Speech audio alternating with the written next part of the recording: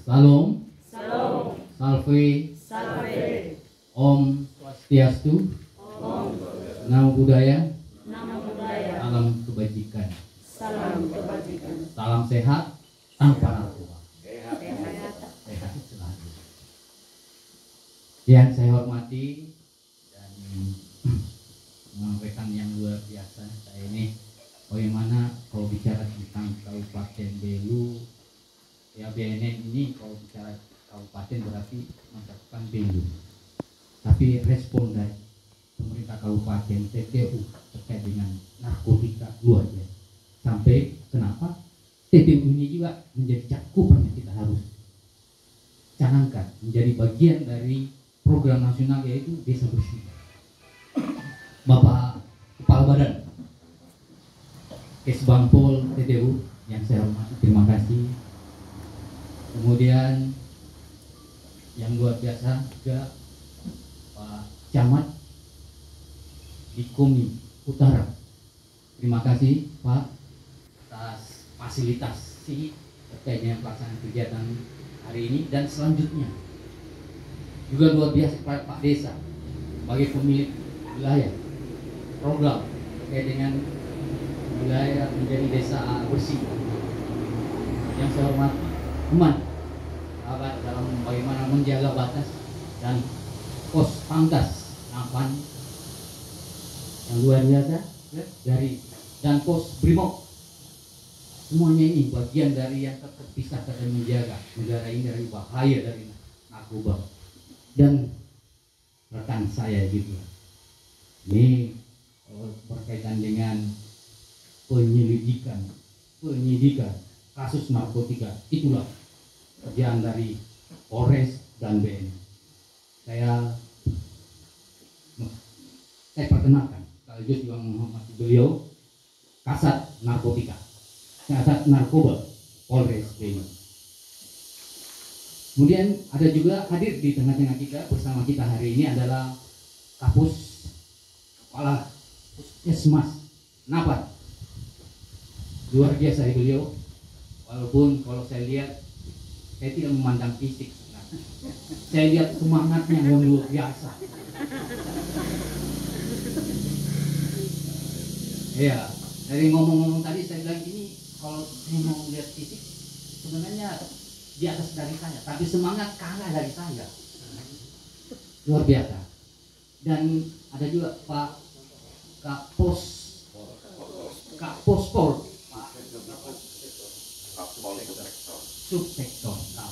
Subsektor Napan. Terima kasih Bapak, luar biasa hadir bersama kita ini. Jadi kalau melihat yang perangkat terkait dengan bagaimana mewujudkan desa bersih dan untuk Napan, semuanya sudah hadir elemen-elemen yang kita butuhkan.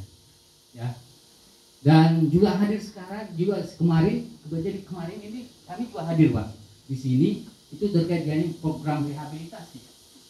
Nah, jadi cakupan berkait dengan pelaksanaan desa bersih. Nah itu kalau tadi ngomong di belakang itu mengatakan sepertinya saya jalankan oleh BNN itu akan bergerak di dalam wilayah ini, skupnya di wilayah Napan. Apa itu terkait dengan pencegahan, pemberdayaannya juga ada. Upaya rehabilitasi juga ada di sini. Begitupun juga dia terkait dengan pemberantasan. Ada juga elemen ya yang mendukung. Jadi terima kasih yang anggota-anggota IBN telah hadir juga ya bersama hari ini. Nah, itu bagian dari struktur ya dalam pembentukan satuan tugas yang akan dibentuk oleh desa ini bagaimana menjalankan fungsi-fungsi yang saya sebutkan tadi, ada pencegahan, rehabilitasi dan terkait dengan pemberantasan. Dan yang saya tidak banggakan adalah ibu-ibu ini. Ini ibu ini harus kita juga memikirkan ya, orang dalam kira-kira itu bagaimana mengatakan the power of emak-emak, kekuatan emak-emak itu yang sangat luar biasa. Iya, jadi karena bagian dari keberhasilan program ini adalah bagaimana intervensi keluarga terhadap keluarga. Yang utama adalah kunci dari ibu-ibu yang memang mengetahui ya. Kalau bapak kan mungkin dengan tugas dia harus pergi kerja ya, meninggalkan keluarganya. Nah, sekarang yang siapa yang menghandle terkait dengan dalam keluarga itu emak-emak, ibu. Inilah kunci bagaimana peran ibu itu juga penting ya, terkait dengan upaya bagaimana kita bisa mencegah ya terkait dengan bahaya dari penyalahgunaan dan peredaran. Dua kunci ini yang bahaya sekali. Ada penyalahgunaannya dan ada peredarannya. Di sisi pencegahannya kita bisa amankan, tapi peredarannya itu yang terus bergerak untuk mempengaruhi orang untuk mau menggunakan. Jadi upaya ini yang perlu kita lakukan ya, bagaimana nampak ini menjadi bagian ya dari program nasional. Jadi bagian dari program nasional ini. Jadi suatu keadaan bahwa kita harapkan desa Napan ini menjadi desa yang bersinar, yang bisa kita unggulkan. Harapan kita bisa kita unggul, kita bisa jual secara nasional bahwa program-program mereka jalankan itu sesuai dengan apa yang ditentukan, apa yang memang tertera, apa yang menjadi SOP dalam setiap pelaksanaan atau untuk menunjukkan wilayah Napan desa itu menjadi desa bersinar. Saya kira itu ya menyambung dari apa yang disampaikan oleh protokol saya MC, bahwa kebersamaan, sinergitas, kolaborasi itu menjadi yang penting dari pelaksanaan kegiatan pada hari ini dan untuk seterusnya. Jadi bukan kita bilang hari ini di sini hadir bersama, setelah itu semuanya akan kita lewatkan, tapi akan berlanjut ya.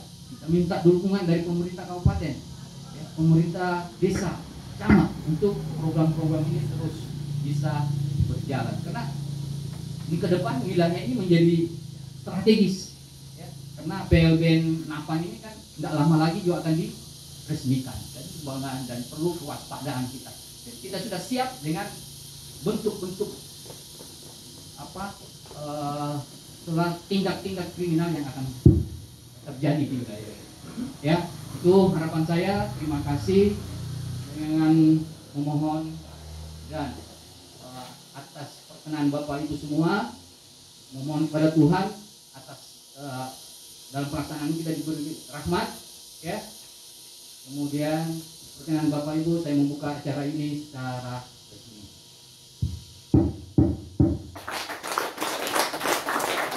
Terima kasih. Apabila ada penyampaian yang tidak berkenan, saya mohon dimaafkan. Dan saya akhiri. Assalamualaikum warahmatullahi wabarakatuh. Selamat pagi. Tetap semangat. Salam sehat tanpa narkoba. Terima kasih. Sekian. Saya tidak buat kongsi sekarang. Bukan aja.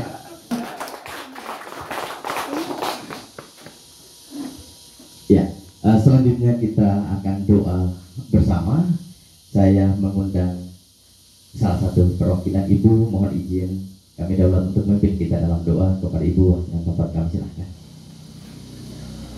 Dari awal dan hari emak-emak memang kan? Nanti juga ada pantunnya Pak, the power. Sekali lagi saya mengundang kita semua berdiri. Akan mulai muncul. Salah satunya adalah permasalahan narkotika yang dimana beberapa kasus sudah terjadi menunjukkan bahwa perbatasan kita kerap dimanfaatkan untuk peredaran narkotika.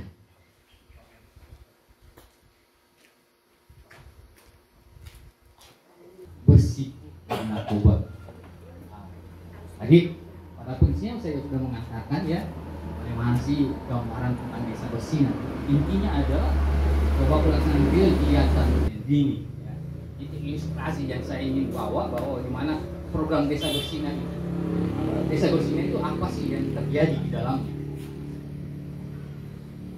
Jadi terkait dengan pelaksanaan desa bersinar ini memang ada menjadi acuan itu dasar hukum ya. Setiap pelaksanaan kegiatan kita itu pasti mengacunya kepada aturan-aturan yang mengikat, karena tidak mungkin kita menjadi aman, nyaman, bebas dan bersih dari narkoba.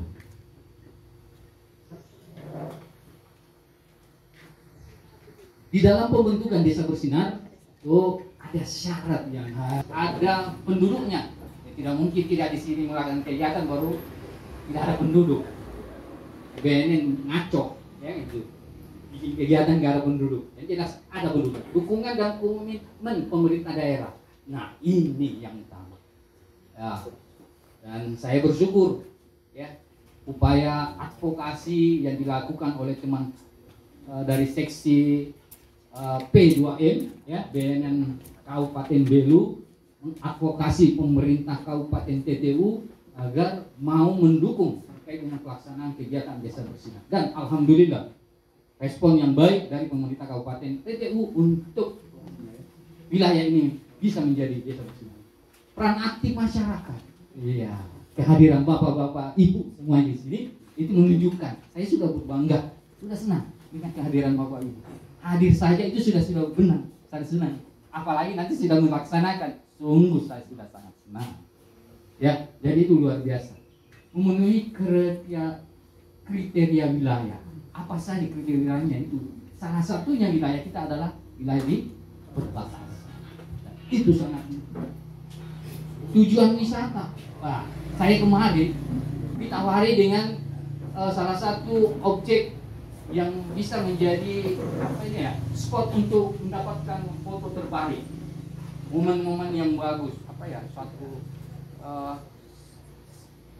pemandangan lah ya. Apa itu? Mungkin saya mungkin nggak tahu gitu. Kalau saya bilang letter S kan? Oh tahu Pak, saya kan cuma mana aja, pas masa orang sini nggak tahu letter S kan. Letter S ya, jadi jalan yang berliku. Ini ternyata bincang-bincang dengan masyarakat ternyata itu menjadi salah satu yang didatangi masyarakat ya.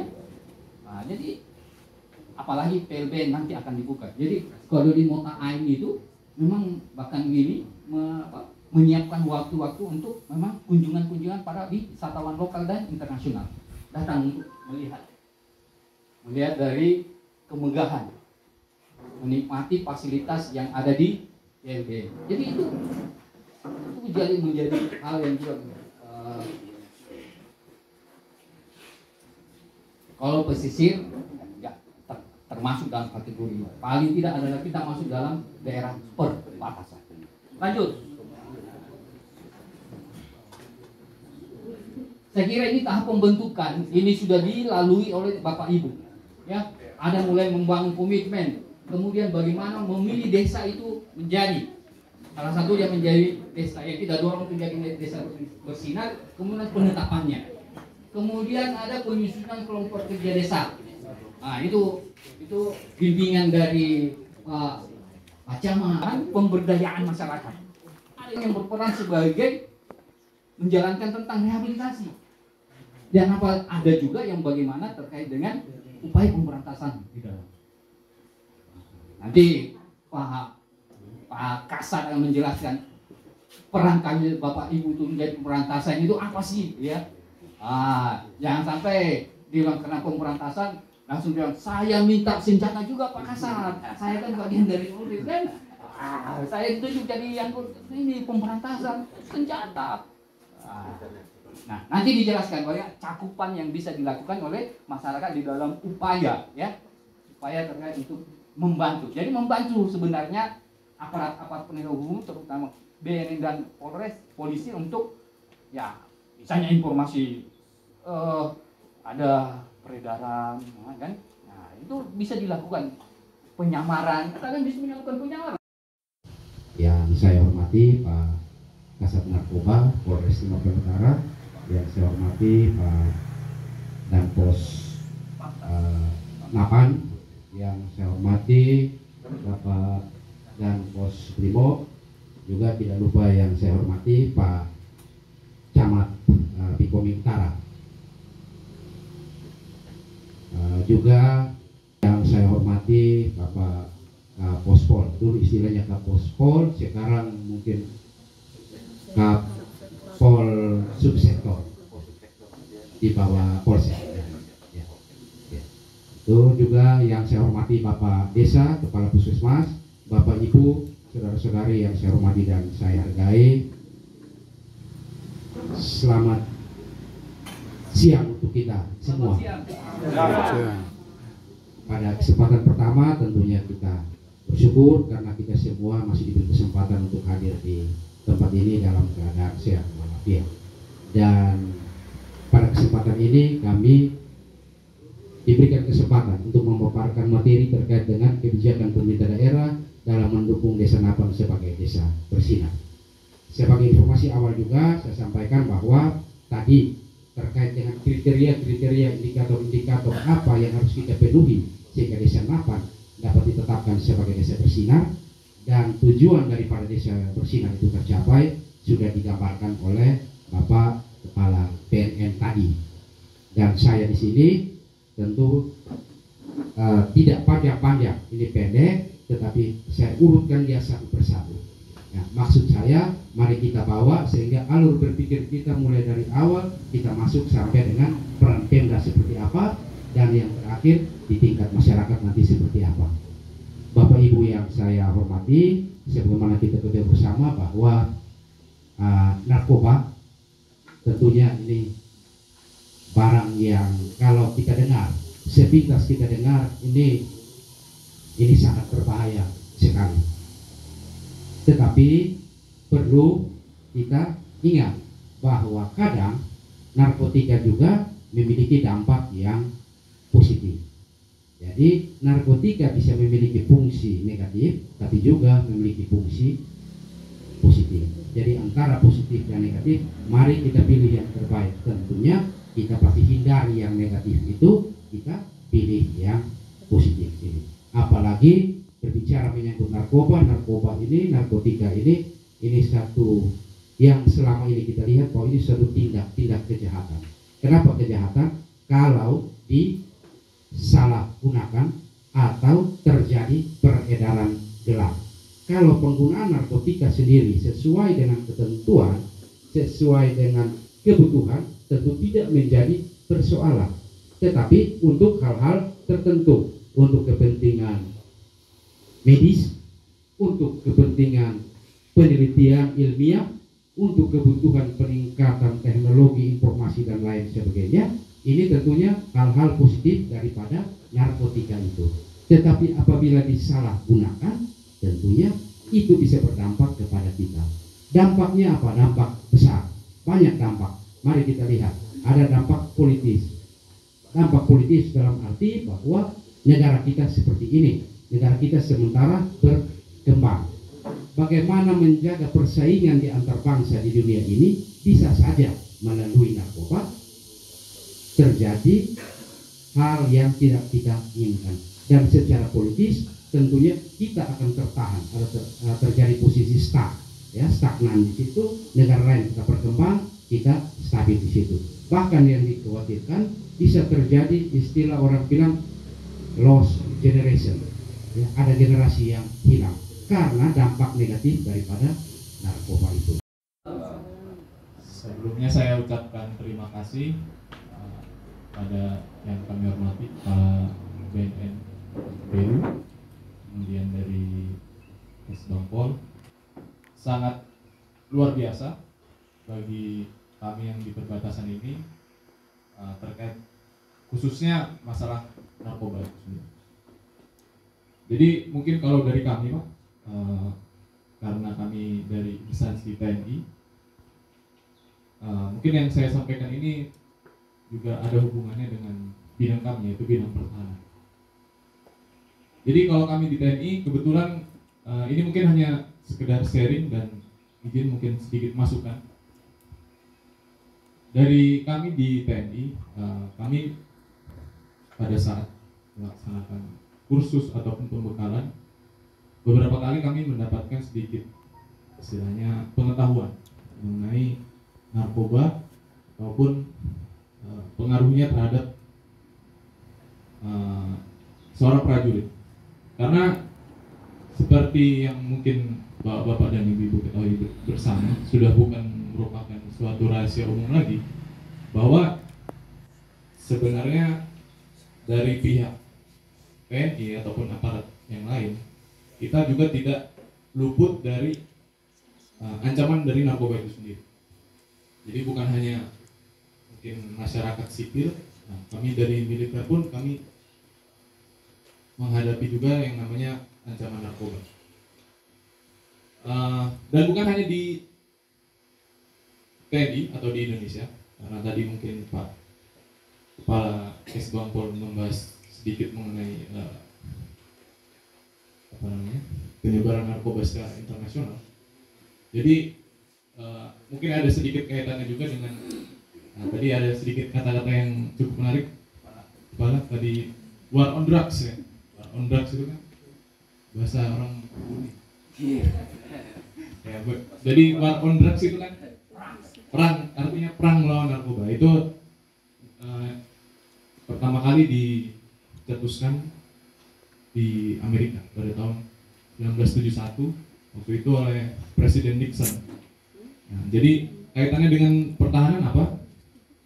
Jadi pada saat itu di Amerika baru selesai melaksanakan perang Vietnam, di mana waktu itu Amerika kalah dengan tentara Vietnam, sehingga banyak korban ataupun mantan prajurit yang mengalami trauma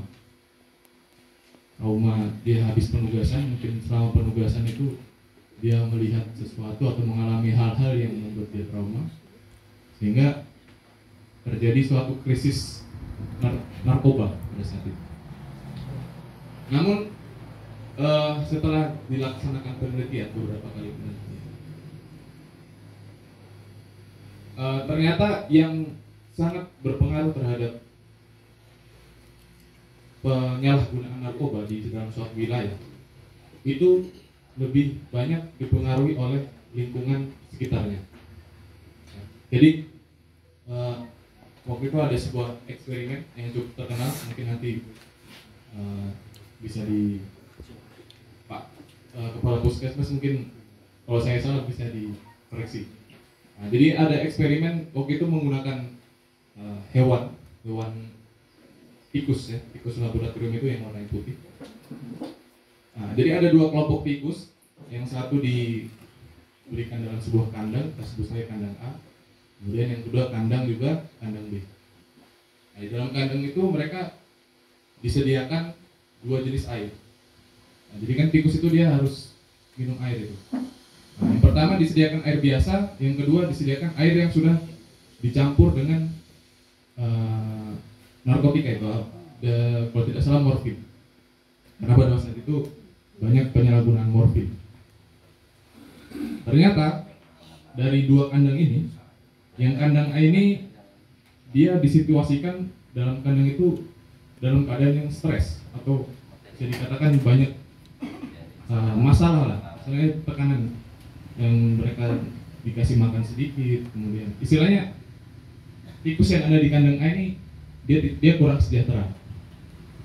Tapi yang di kandang satunya disituasikan di situ suasananya gembira, kemudian makanan banyak. Istilahnya mereka sejahtera di situ.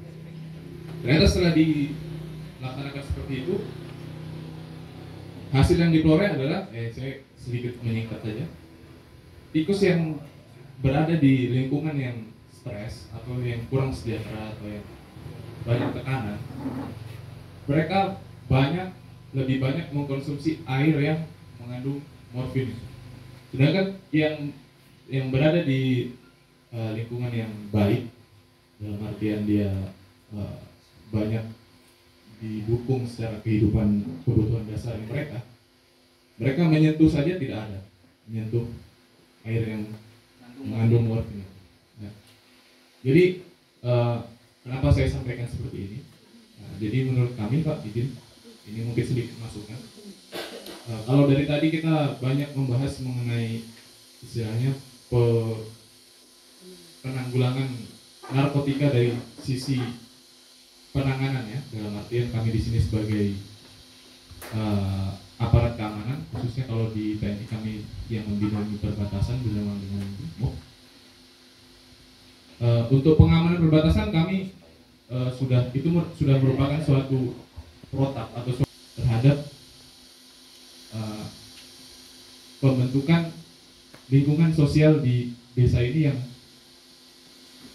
yang tidak mendukung dengan adanya penyalahgunaan narkotika. Masyarakat Nah. tidak stres begitu cerita. Jangan masyarakat stres.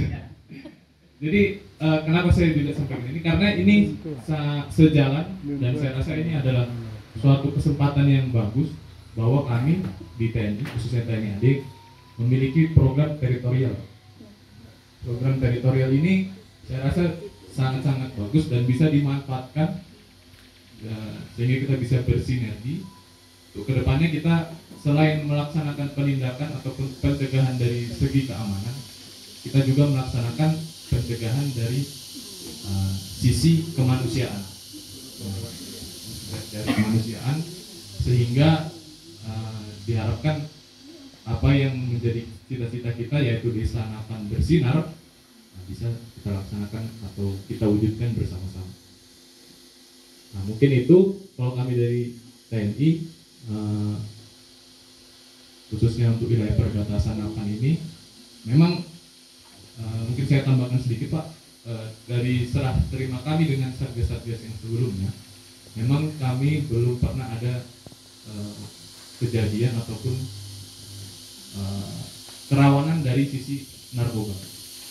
Nah, mungkin nanti kalau misalnya ini sudah menjadi suatu sinergi yang berjalan atau sudah kita menjalin komunikasi yang baik, mungkin apabila rekan-rekan dari BNN ataupun dari polisian dan yang lain sebagainya ataupun dari masyarakat juga sebagai bagian dari desa Napan bersinar ini, kita bisa melaksanakan istilahnya kerjasama yang baik sehingga dapat mencegah hal tersebut. Dengan narkoba dan bahkan ada yang daya mabuknya itu lebih tinggi dari narkoba. Mungkin Bapak Moderator bisa buka mungkin contoh slide pohon kecubung itu seperti apa di kebun-kebun masyarakat, tumbuh liar di pekarangan rumah juga ada. Di samping PLBN juga ada. Cuma saya yakin kita yang hadir di sini pasti mau untuk memberantas narkoba. Jadi saya berani untuk ngomong di sini, bicara di sini, daripada saya harus berbicara di luar bahwa tanaman ini tidak boleh. Takutnya bisa di luar orang itu mau menerima. Takutnya bisa habis ngomong dia bilang, saya ingin coba dulu. Ini mabuknya seperti apa? Iya. Karena pohon kecubung itu banyak di Napan sini. Dan juga yang paling utama keterbatasan kami tentang wilayah perbatasan yang ada di sini, tidak mungkin kita bisa mencakup dari sini sampai ke Haubeniana. Karena banyak itu, sepanjang itu pasti jalur perbatasan. Pelintas mau lewat mana tidak mungkin kami harus tahu tiap hari. Jadi kami sebagai aparat kepolisian yang ada di sini, kami himbau, kita minta kerjasamanya untuk masyarakat supaya ada hal-hal yang dicurigai. Mungkin orang baru yang mau mempengaruhi kita di sini, atau juga mau untuk ajak untuk bapak-bapak di sini untuk pakai narkoba. Karena kebanyakan orang baru datang mungkin, oh bapak ini dia pengusaha punya uang banyak. Bapak ini rokok pakai dulu, gratis, ini hari gratis. Besok lagi ini pakai dulu. Hari ketiga di saat bapak sudah ketagihan, bapak ini kami beli, kami jual. Jadi tidak gratis lagi. Kalau bapak kepingin pakai harus beli. Otomatis kalau sudah kecanduan, bagaimana caranya sampai kita harus dapatkan barang itu? Mungkin rumah juga bisa dijual, tanah juga bisa dijual. Cuma untuk harus pakai barang haram itu. Jadi itu kita minta kerjasama dari Bapak Ibu sekalian yang hadir di sini, supaya bagaimana caranya kita berantas dengan narkoba. Kita jadikan Napan ini sebagai Napan yang bersinar, bersih dari narkoba. Jadi kalau mungkin kedepannya Bapak Desa ada program, atau mungkin ibu-ibu yang pas mau ke kebun, bapak pas mau ke kebun lihat itu ada bunga trompet atau kecubung itu, cabut, buang. Kita cabut saja, supaya jangan sampai terpengaruh ke kita punya kaula-kaula muda yang ada di sini. Kita punya anak muda, karena kita harus berupaya bagaimana caranya supaya ke depan itu mereka bisa jadi penerus desa Napan, menjadi untuk orang yang bisa membangun Napan. Karena tahun 2003 saya pernah tugas di sini, pos masih di samping itu desa. Dulu Napan ini orang masih kenal cuma yang Sopitono, Sartono dulu. Sekarang mulai masuk Moke, mulai masuk yang lain-lain. Rokok mungkin di sini dulu masih tembakau, sekarang sudah mulai muncul rokok-rokok baru. Takutnya di dalam rokok-rokok itu mereka selipkan itu.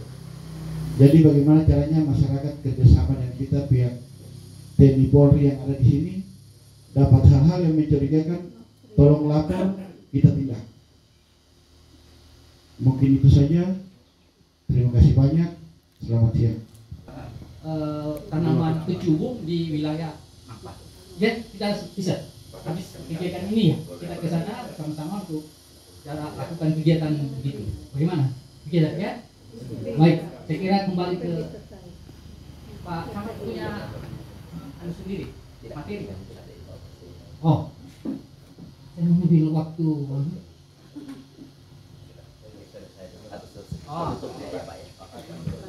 Bapak dan Pos TNI dan juga dari Brimob atas beberapa arahan singkat berbagi pengalaman soal bagaimana sih sebenarnya pengamanan yang terjadi di sini. Selanjutnya kita masuk di materi yang ketiga yang nanti akan disampaikan oleh Pak Kasat Narkoba soal bagaimana sih sebenarnya narkoba itu apa, lalu bagaimana sih sebenarnya proses gambaran peredaran gelap narkoba di wilayah TTU, terlebih bagaimana tingkat kerawanan daripada Napan ini sebagai desa yang nanti akan kita canangkan menjadi desa bersih narkoba. Oleh karena itu selanjutnya Bapak waktu dan tempat kami silakan. Baik, terima kasih atas kesempatan yang diberikan kepada saya. Salam. Assalamualaikum warahmatullahi wabarakatuh.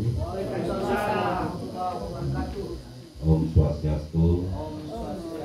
Salam sehat untuk kita semua. Yang terhormat Bapak Kepala BNNK yang baru di Belu, yang kami hormati Bapak Kaban Espanus, yang kami hormati juga Bapak Camat di Kopi Utara, Bapak dan Pospam TNI, kami hormati juga Pak dan Pos Brimob yang kami hormati.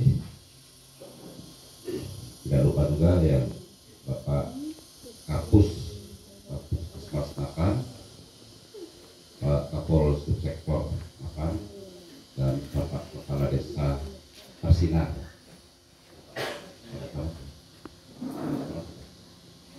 Puji syukur kehadirat Tuhan Yang Maha Kuasa karena sampai dengan saat ini kita masih diberi kesempatan, diberikan berkah oleh Yang Maha Kuasa sehingga kita bisa duduk berkumpul untuk mengikuti kegiatan sosialisasi tentang narkoba. Sedianya dari undangan BNN, sedianya Bapak Kapolres yang hadir di sini.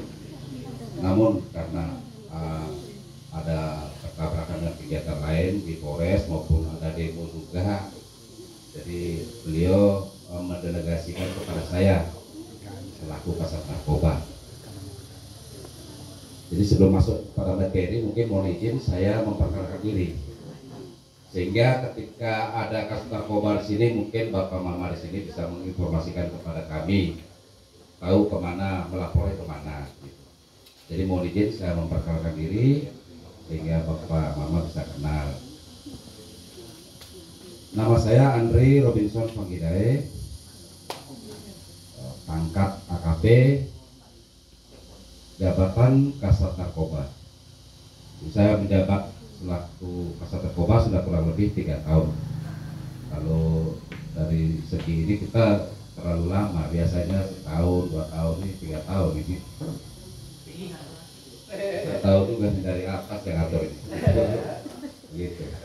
Jadi ketika nanti kalau seandainya ada kasus narkoba yang terjadi di sini, ya mohon diinformasikan langsung ke sekali saya Pak Robi, karena saya tadi perkenalkan diri karena di Polres itu banyak nama Robi, ada di Intel juga nama Robi, di bagian apa saya selain narkoba itu tindak pidana terorisme itu kejahatan luar biasa, tindak pidana korupsi itu juga masuk kejahatan luar biasa, dan kemudian kejahatan kemanusiaan, genosida apa itu juga kejahatan luar biasa ya, termasuk juga narkoba, tindak pidana narkoba juga termasuk juga extraordinary crime, sehingga penanganannya juga harus di luar dari hal yang biasa.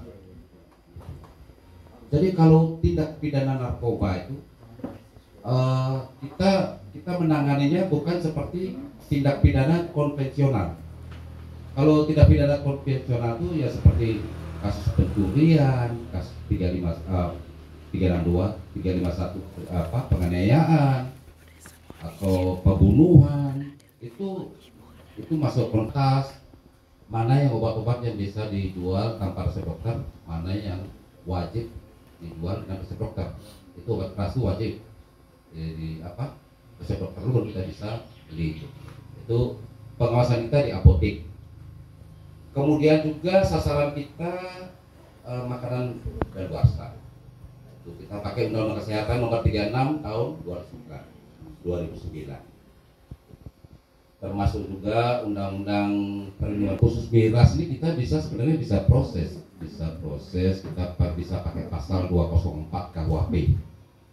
Kita tidak pakai undang-undang 35, kita pakai pasal KUHP. Itu yang menjual miras itu bisa kita proses. Itu ancamannya 15 tahun.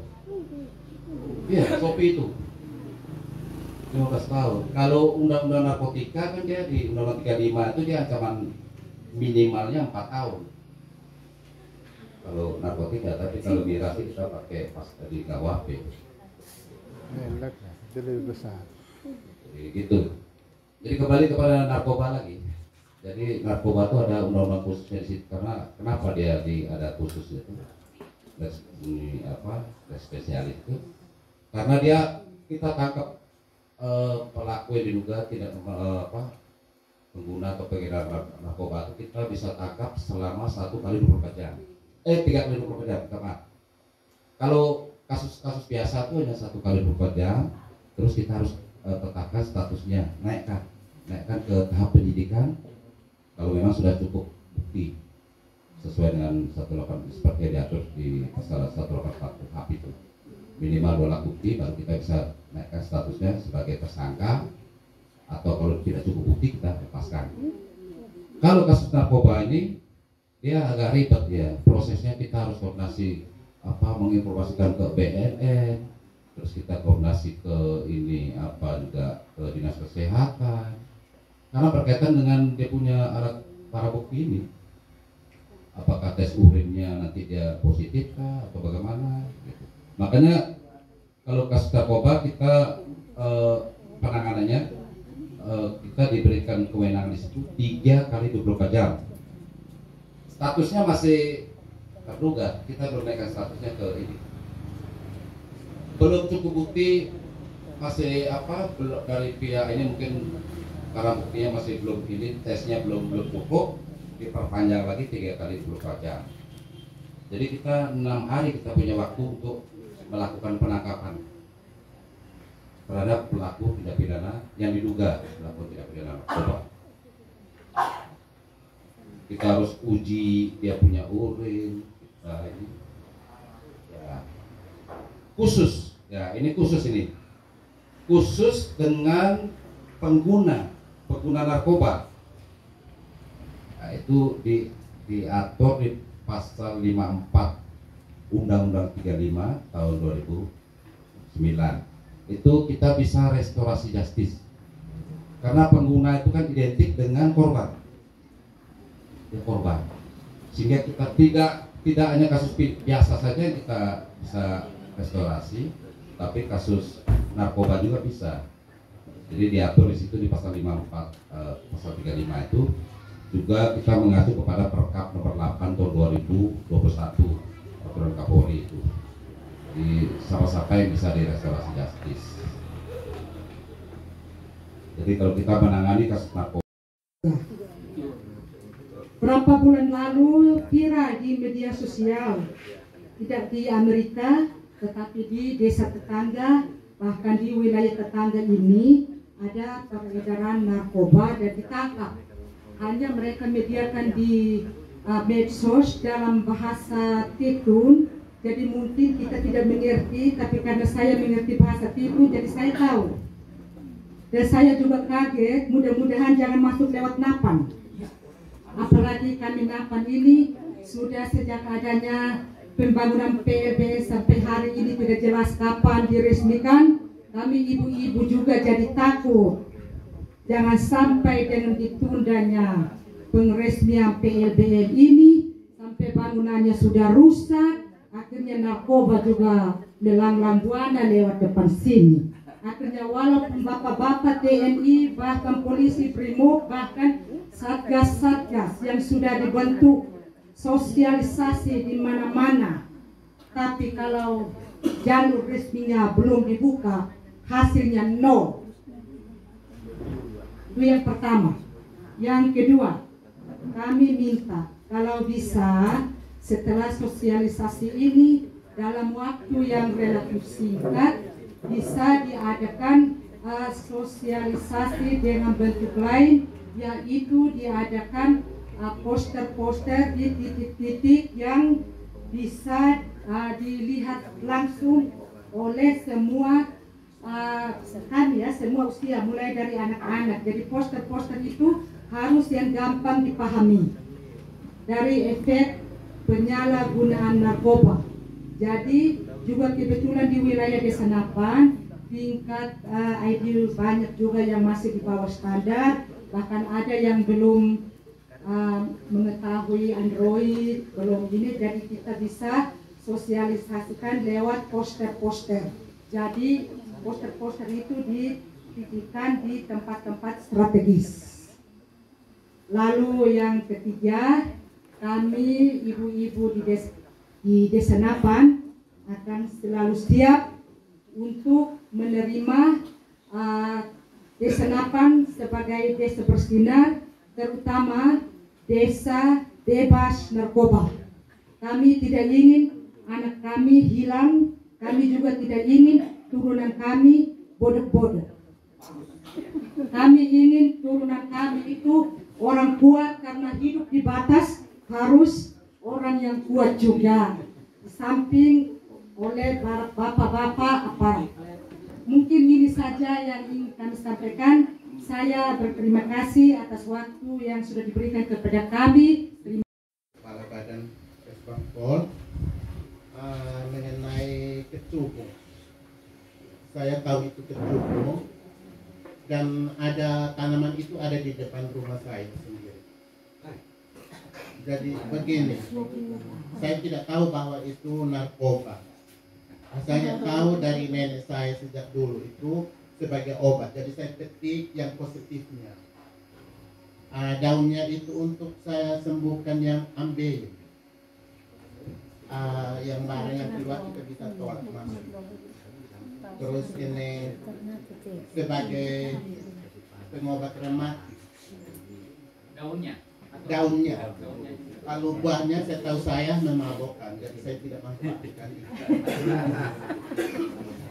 Ini juga saya dapat binaan dari LSM, YMTM.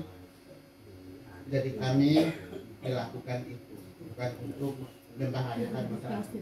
Kami petik yang terbaik. Jadi sebanyak kalau bikin yang simulasi yang nyata itu di rumah saya sudah, tidak usah jauh-jauh. Di depan rumah saya itu ada berapa pohon segar, segar. Terus untuk minuman miras, kalau saya di rumah itu saya ada fermentasi ke buah-buahan, macam ke buah pisang, terus dari jahe. Itu watin namanya. Jadi itu karena saya dapat izin juga dari Badan POM. Terus yang saya dapat pelatihan ini juga dari Dinas PMD Pemberdayaan dulu tingkat provinsi, dari LIPI, Lembaga Ilmu Penelitian Indonesia. Fermentasinya itu bahannya alami, hanya buah kulit pisang dengan kecambah kacang hijau. Terus mungkin dikasih ragi roti, gula dan sebagainya, difermentasi selama 1 bulan baru dimanfaatkan untuk diminum sebagai obat. Nah, terima kasih, mungkin saya sudah tahu semua dan saya sudah lakukan mendekati perindustrian, perindak, semua ada izin Bapak. Terima kasih. Dulu dari Bapak Anton terkait kecubung yang kemudian sudah ada dan fermentasinya mungkin nanti itu akan saya ke Pak Kasat Narkoba. Tapi sebelumnya saya minta kesediaan dulu Bapak Kabang Kesbangpol untuk menanggapi terkait beberapa statement pengalaman tadi. Terima kasih. Tentunya saya awali dengan Ibu Mary. Ibu Mary ini memang orang yang di Desa Nahban ini semua sektoral. Ada kantor camatnya, ada puskesmas, kemudian ada PP2KB, kemudian ada peternakan yang ada di sektor yang ada di Desa Nahban. Kita harus bersyukur karena dari sektor-sektor ini nanti ya bisa mendukung IBM. Tinggal kita mendukung kepala Desa Nahban bersama tim IBM-nya untuk melakukan kerjasama. Ya, mungkin hanya insya dari saya. Terima kasih dan selamat siang untuk kita semua. Mendatangi kami di PTU khususnya di Kecamatan Tuban Utara dan Desa Napang. Yang sama saya hormati Kepala Kesbangpol Kabupaten PTU bersama. Yang pertama saya mengajak kita untuk menyampaikan syukur dan terima kasih kepada Tuhan karena atas perkenanannya maka terjadilah seperti yang sekarang kita alami. Seperti apa yang sudah dicanangkan Bapak Presiden bahwa ini menjadi darurat. Sejak tahun 99 saya sudah mengikuti omong-omong tentang narkoba ini. Tahun 99 sampai dengan 2002. Waktu saya juga ada salah satu tim untuk sosialisasi.